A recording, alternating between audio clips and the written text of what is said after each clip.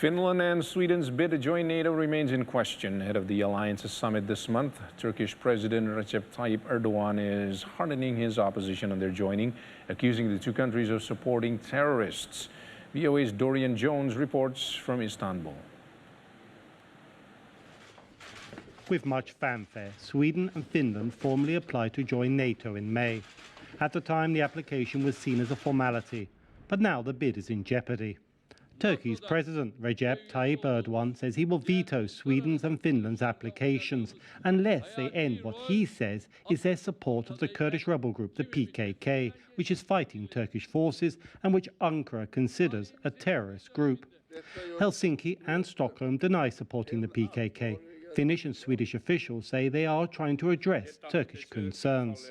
The fact is that Turkey does hold a very important card, the veto card, and I think that this is not going to be resolved that smoothly. The United States and the European Union have also designated the PKK as a terrorist organization.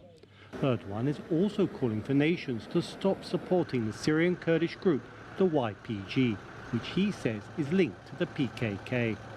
Finland and Sweden and several NATO countries, including the United States, support the YPG, a key ally against the Islamic State militant group in northern Syria. But President Biden could be the real target of Erdogan's hardening stance over NATO enlargement. Many people do think that the objections to Finland and Sweden are basically messages to the United States to take Turkey more seriously, to engage with Turkey, and for President Biden to, if you will, to resurrect that personal relation that President Erdogan established with President Trump. Unlike his predecessors, Biden, who is critical of Turkey's human rights record, has largely refrained from directly interacting with Erdogan. Instead, analysts say Washington will work around Turkey's veto threat by deploying security forces with other NATO countries to Sweden and Finland, further isolating Turkey. Experts say the impasse is taking a toll on Turkey's economy, with the Turkish currency, the lira, now under added pressure.